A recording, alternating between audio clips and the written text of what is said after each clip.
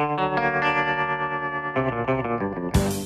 an industry stuffed with marketing bullshit, empty promises, and shiny-suited liars, one woman's had enough. She knows what it's like to have the wrong clients, no money, and no time for fun. But she also knows how to fix it. And on the Business for Superheroes show, she promises to tell the down and dirty truth about business, sales, and running away with the circus. Here's your host, Vicky Fraser. Hello and welcome to the Business for Superheroes show. I'm Vicky Fraser, and the reason that I'm laughing is because I looked at Joe and he was making a face at me. Hello. And we also have with us this evening our little cat, Whiskey, who is purring. That's Whiskey saying hello. Whiskey is delighted because we are now home from our holidays in France, and she and Noodle are home from the cattery. And they've been super cute. Holidays are great. Holidays are awesome. But coming home is also great to sheeps and cats. Sheeps and cats are good. Yeah. I think that's kind of, you can go on holiday and have a wonderful trip away and a wonderful break. But if you haven't got anywhere to come home to, it's just mooching around, I guess, isn't it? Well, I guess if you don't actually enjoy coming home, then you probably live in the wrong place. Probably. Yeah. Home should be like the good place, shouldn't it? It should. Anyway, so this evening we are drinking, I'm drinking peppermint tea and Joe is drinking blackcurrant squash because our livers yelled at us and went on strike when we reached for the gin. We've been in France for quite a while. Been in France for 2 weeks. Drinking the wine and eating the cheese. And then we came home and last night we had a roast dinner and a bottle of wine because it was the last day of the holiday, technically. And so, yeah, our livers have just basically gone, screw you guys. So we're drinking tea and squash. Which is a good thing. It's a good thing. It is a good thing. Once in a while. So this podcast actually applies to not just what we're going to be talking about, which is why you can't get started on writing your book. Okay. It also applies to emails, articles, podcasts, and anything else, really. Why you can't get started. Yeah, why you can't get started. But I'm specifically talking about books because it kind of follows on from last week's podcast, what we did in France. I think I was drinking wine at that point. No, we were having a Leffy beer. Oh. Okay. In the sunshine. No, in the tent.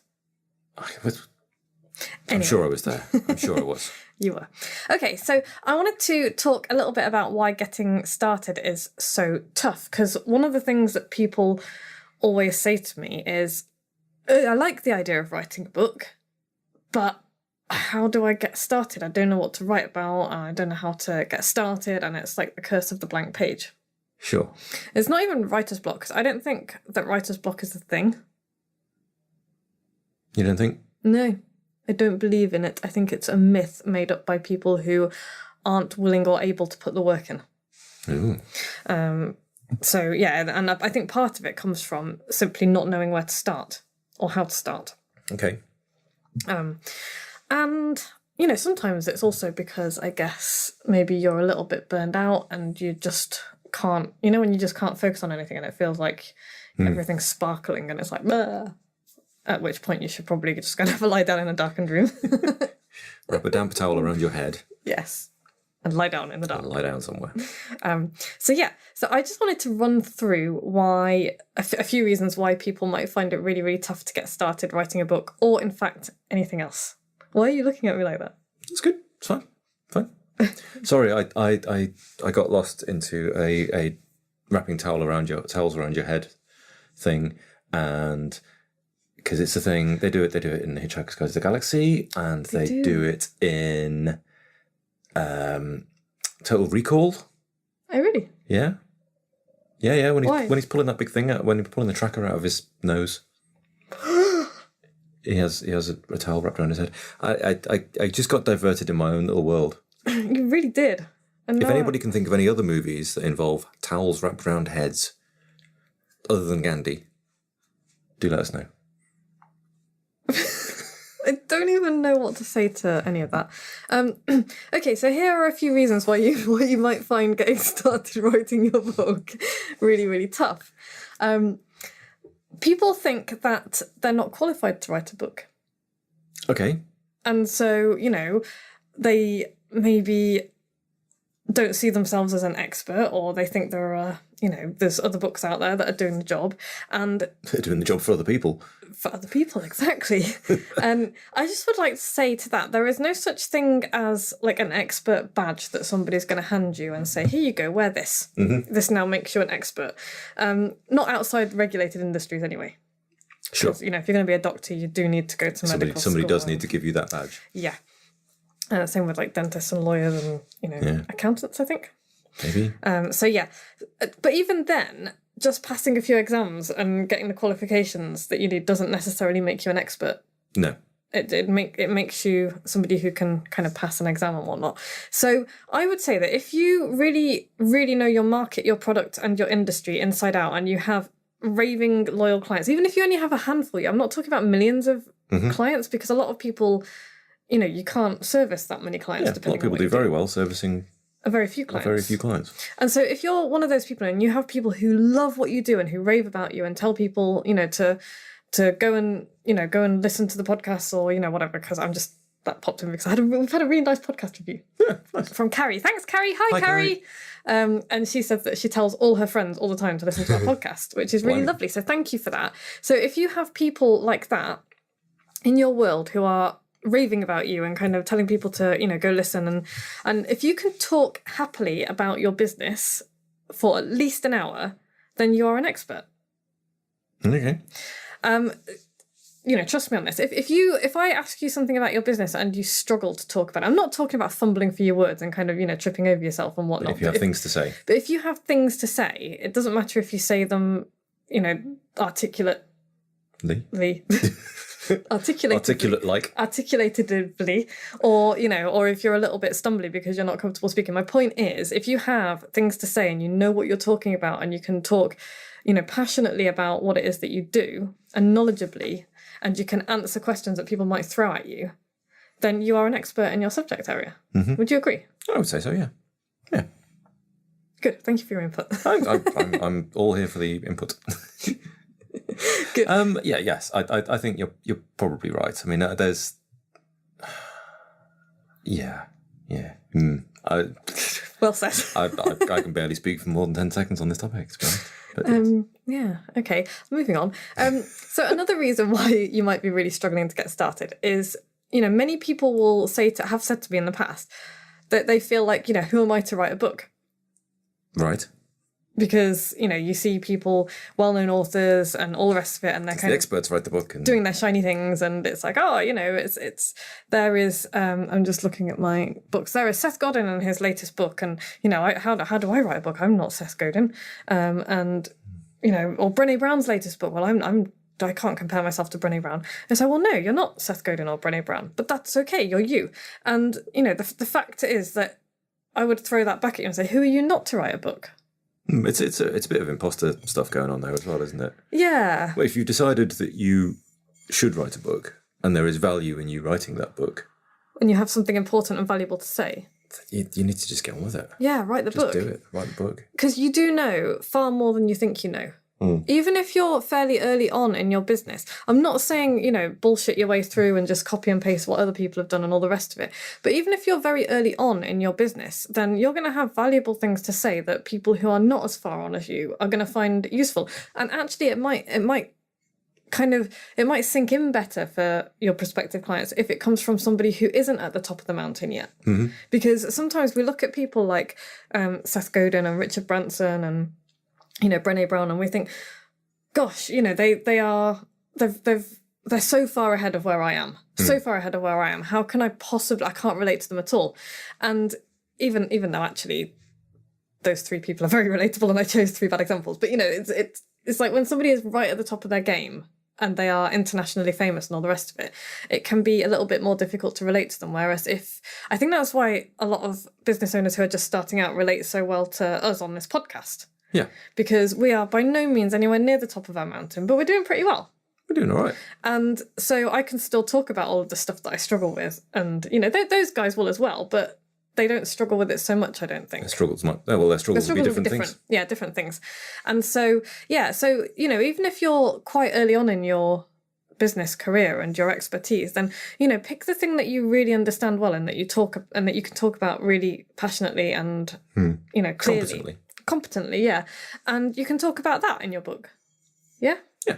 Right. So, you are, what you know is valuable and you know more than you think. And remember who you're writing to as well, because the person that you're writing to is not an expert in what you do.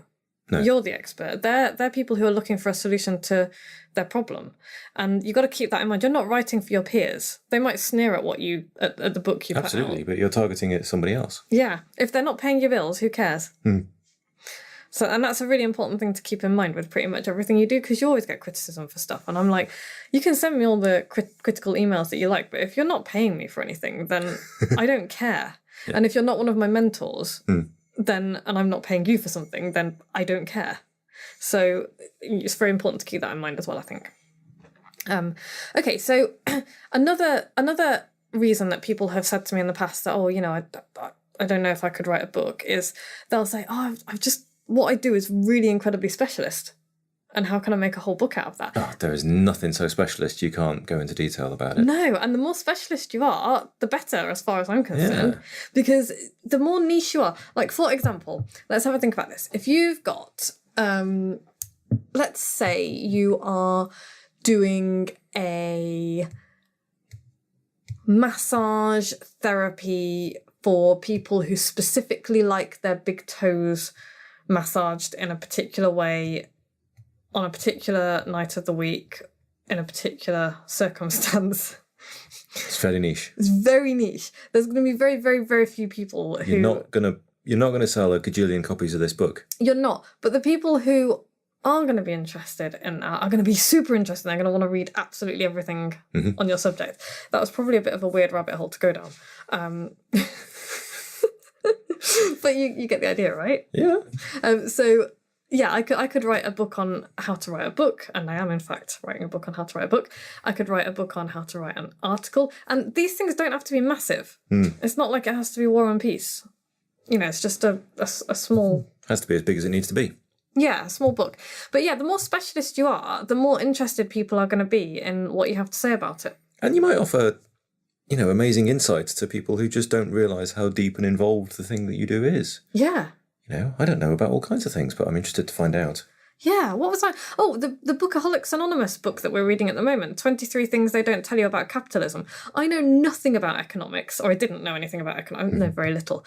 And I've been reading this book, and it's just changed my mind totally on a whole bunch of stuff, and has made me think, I need to find out more about this, I need to find out more about that. And it's just really, really cool. And that's very specific. That's not like a book about economics. It's not an economics textbook. It's very specifically 23 things about capitalism that, you might have a misconception about, or, or whatever, because there are, a whole load of misconceptions that people have about how it works and all the rest of it. And so that book is a really good example of, it's in the economics niche, kind of niche, wider niche, but it's very specifically about misconceptions about capitalism, and it's written for people like me who know nothing. And it's written in very kind of everyday real terms. So that's another thing you can do. If your business is quite academic, and you're thinking, I'm a behavioural psychologist for dogs or something, and that's the thing, a behaviouralist, not a psychologist, I guess, but an animal behaviouralist, and all of the textbooks out there are really dense, then why don't you write your version of it, but for people like me who don't know anything about behavioural, animal behaviour, want to know more. But want to know, how do I stop my dog from eating my slippers? That was a long silence. Sorry, you look like you were going to say something. No, I was just making affirmative noises. Okay. Or, for example, if you were going to sell me some sheep, I don't know, keeping equipment, then you could... Nobody wrote the book on how to groom sheep. No, because you don't groom sheep. Do you not remember this? If you groom them, then it can damage their fleece, and it can mean that they get cold. But if somebody had written a book and told me that, or said, here's how you look after them, and here's all the things you should do and all you shouldn't do, and here's... The Idiot's Guide to Sheep. Here's how to knock up a quick fence, and here's how much space they need, and here's how to trim their hooves, and here's what a hoof looks like when it needs trimming. I'm going to write that book, Joe. Then we buy that book. I'm going to write that book based on our experiences with Bronson, Picard, and Koenig, who, by the way, are all doing splendidly, and they like raspberries. And they smell of basil today, and I think they've been rolling around in the compost heap. We cleared out the Greenhouse yesterday. Yes. So, anyway, slight digression. But yeah, I mean, that kind of thing. If somebody had written a book on, the beginner's idiot's guide to keeping pet sheep, just as lawnmowers, then I would have bought that book and then bought everything else they sold me. Yeah. Because I really, really want to be a good sheep keeper. Yeah. And so I'm going to have to write that book myself, I think. If anyone's listening, do not pip me to my post with that. Although, actually, if you are an expert in sheep keeping, then do it. Write the book, and I will come to me for coaching, and then I will, I'll get my pound of flesh. Hobby sheep keeping. Hobby sheep keeping. If nobody else writes, I'm going to write that book. Okay. And then I can do, chickens for idiots. There's a lot of chicken books out there. Yeah. But I can do just as good a one, because a lot of them are kind of aimed at people who are breeding chickens, and it's not like for the idiot with the garden chickens like me. Anyway, another slight diversion. Okay, so specialists are good. People want to hear from specialists. And as for actually getting started, writing the book yourself, this is what part 2 of the podcast is going to deal with. And I mean part 2 now, not next week. Okay. So I just wanted to run through a few things that are going to help you get started. So your USP. Right. Knowing what your USP is super important generally in life and the universe and everything. But if you are struggling to write your book, knowing your USP is going to help you nail down what you want to write about and what you want your book to be about. So really think about who you are and what you stand for. Okay. And be very specific about who you are and what you stand for and what you're doing as well, because anyone can be a copywriter or a marketer, but not anybody is going to show you how to write a book in 90 days. And I can do that. Or not everybody is going to, write specifically, 10 blog posts a month for you with the specific aim of growing your email list. So that's the kind of, does that make sense? Yeah. That's the kind of thing I'm talking about. So what is your USP? What do you really stand for? And think about the type of person you are as well. And, your political beliefs and your, maybe religious and spiritual beliefs, all of the stuff that makes you different from everybody else, and how that, because all of that stuff informs the way you work and the way you run your business. And it's perfectly okay to bring that into it, because when you do that, when you lay out who what you stand for and what you're doing, that's your promise to your clients, and it's your promise that this is the type of person that you're going to be dealing with, this is the type of service you're going to be getting, and it pulls towards you the people who are going to like you and pushes away the type of people who are just not going to be a good fit. And it doesn't mean that they're bad people, it just means that they are not going to fit well. Yeah, they should go and work with somebody else. And you might also find that you get people with, directly opposite political and religious beliefs who actually are drawn to you because they admire the fact that you stand for something. And I've had that. I've had clients and and subscribers and people be like, oh, I actually really disagree with you. And I like that because I like talking to people who disagree with me because it gives me a different perspective on things. So that's a good thing to do as well. So really think about who you are, what you stand for, why you're doing what you're doing, because that's really important. And then next thing to help you get started, and this is one of the first things you should be doing as well if you're thinking of writing a book, the avatar. Who are you writing it for? Sure. If you don't know that, you're going to pitch it wrong. Your marketing is going to go wrong.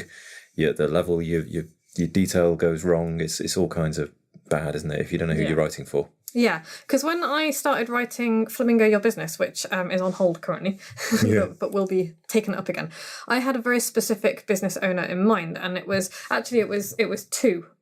It was the startup business who kind of wants to do something but isn't sure, really how to get started and get cracking with their big questions and all that. But also the business owner who perhaps has ticked along for a little while. Yeah. But stopped getting bigger. Stopped getting bigger and is really struggling to stand out from everybody else, struggling to put their prices up, struggling to do all of that cool stuff that you can do if you really know how to stand out without wanting to, actually scream at people, because that's not the same thing. So, who are you writing for?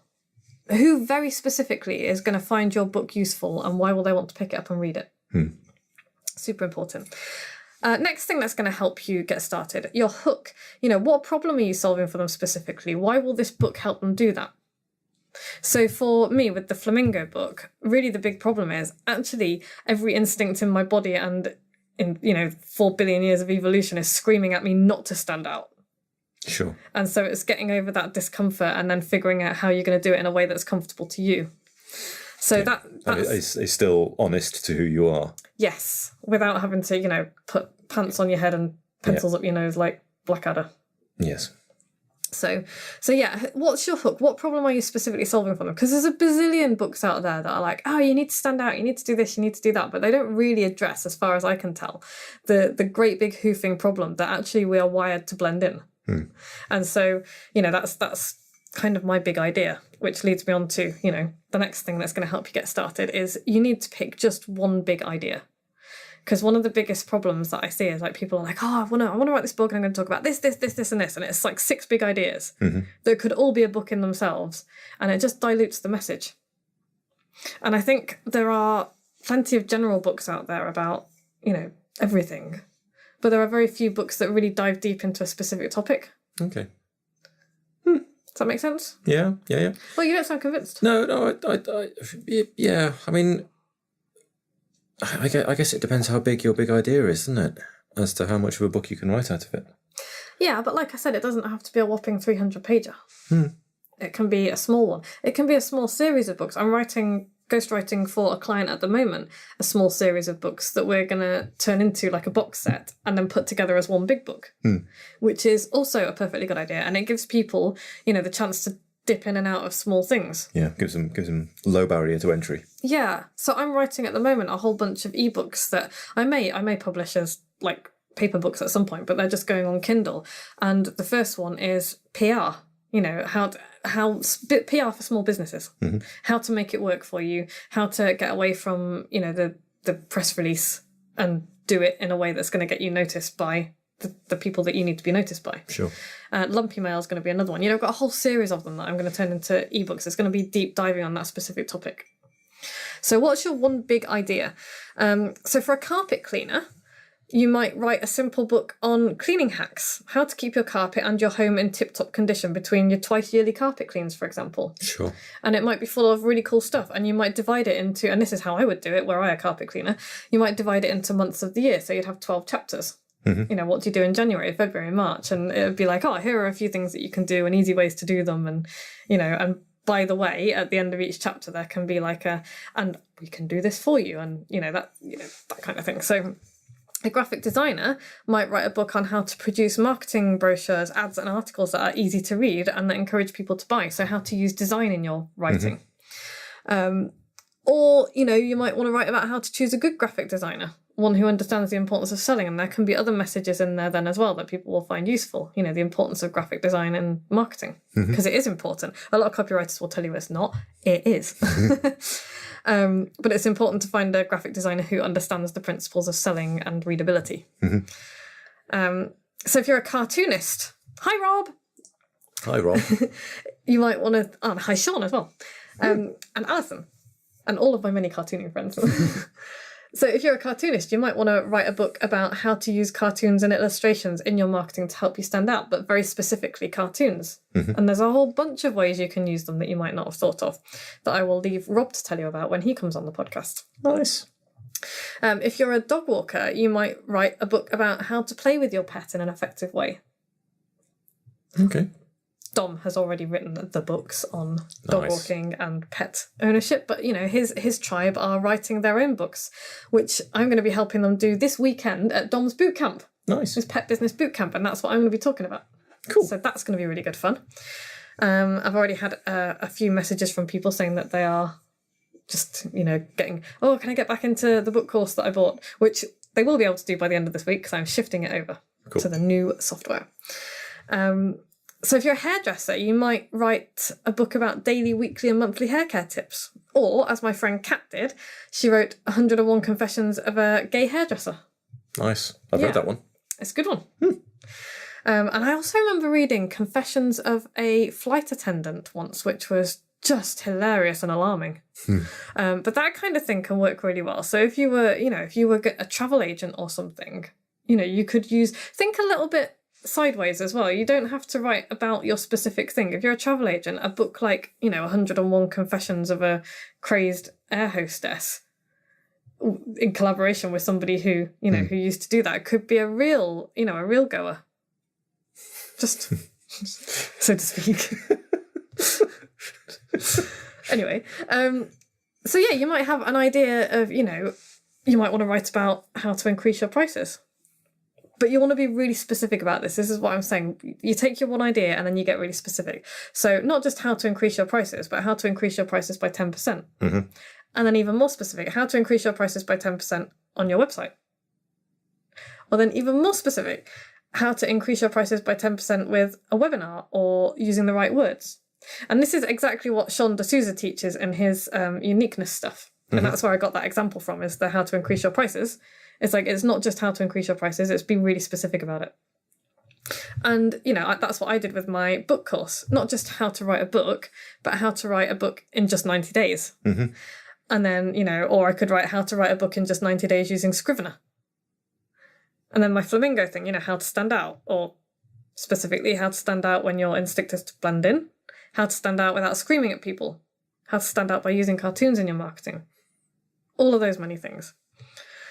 So yeah, the really big mistake that I think people make is trying to cram everything into this one book, and it just becomes this monster, and it becomes unfocused, and people read the bit they're interested in and don't read the rest. Yeah, and you know, there's nothing wrong with perhaps putting a big book together like that, but I think it's much more likely to be picked up in the first place if you can speak to something very specific that somebody's going through. Yeah, not my life story via a website and a business that didn't work. You know, it's just a big unfocused blob of stuff that nobody's that bothered about.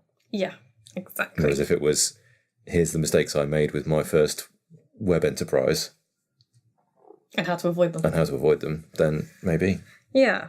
So if you are struggling for coming up with that kind of idea, then have a look at the questions that people are asking on forums and on Facebook groups and on LinkedIn groups. Have a look at the Answer the Public website and see what questions people are asking on there, see what they're Googling. You know, what are people's burning troubles at the moment? Can you write a book about that will answer those questions? Probably, yeah. And if you can, then, you know, people are going to buy it if you market it. So, make a plan. Write down, have an idea. Refine your idea. And then make a plan and outline the book. And suddenly you've got started. Not difficult thing to do. Once you do it that way, there is a process to go through. And this applies to articles, to ebooks, to anything that really you want to write. You know, you have the idea, you refine it, you make it one idea, and then you outline it. What are the things related to that idea, you know, within the detail? The subset, yeah. What's the detail that you want to talk about? So, you know, if I was gonna write about how to stand out, so my flamingo book starts off with, you know, why we're wired actually to do exactly the opposite to that, you know, how we struggle with it, and I can write down a whole bunch of topics then, which I did do, and that is my outline. It makes it much easier to get started that way, because I don't have to sit down and write a book. Yes. Because nobody can do that. Nobody ever sits down, you know, sitting down to write a book is terrifying. So, write your intention. Start with, write your intention. Why should I read this book? What will I get out of it? Write down the idea that comes from that, the very specific idea that the book's about, and then make a plan. Outline it. Sounds easy. Yeah. And, it's easier said than done, for sure. But this is all about helping you get started. And so, you know, pick one idea, refine it, make it super sharp, write it down, then plan it out. That is your takeaway. Any questions? If you have any questions about writing books, or in fact writing anything else, then please email me, podcast@vickyfraser.com. Yeah, I set that up. Yeah, new email address. Yeah, podcast@vickyfraser.com. I will answer them on the podcast. Coming up next week, I've just got written down interviewing. What does that mean? Well, I had an email some time ago now from somebody who had a question about starting up a business. And I thought that would make a really good podcast topic. So I think if Dom and I get time this weekend, cool, we're going to talk about it, because I think he would be a good one to talk about that. Yeah. If not, you and I are going to talk about it next week. No, crikey. I know. In the meantime, though, if you really would like to write your book and you're not sure how to get started, and you would like to get started in a beautiful beachfront location, you could come to San Diego with me and Misty for the November Breaking Bread Mastermind. It's only next month. It's next month. It's November the 3rd and 4th. There is still time to join. There are some good deals to be had for flights and things. I think we've got 4 people signed up so far, so there are 4 spaces left. And we would love to see you there. It was really good fun last time. It was ace. So hopefully we'll see you there. Otherwise, we'll be back on the podcast same time next week. Sweet. Oh, if you want the San Diego Breaking Bread, go to www.breakingbreadmastermind.com and sign up there. Excellent. Thanks for listening, guys. Also, send us, rate us, give us 5-star rating. Yeah, do that. Or, right now. whatever other Unless rating. you're driving, then don't. Yeah. Leave us a review. We love getting reviews. Go to iTunes and rate us and review us, and we will love you forever. Otherwise, we'll be back same time next week with gin. Excellent. Bye. Bye. Like what you've just heard? Tell your colleagues, tell your friends, send them to www.businessforsuperheroes.com/podcast.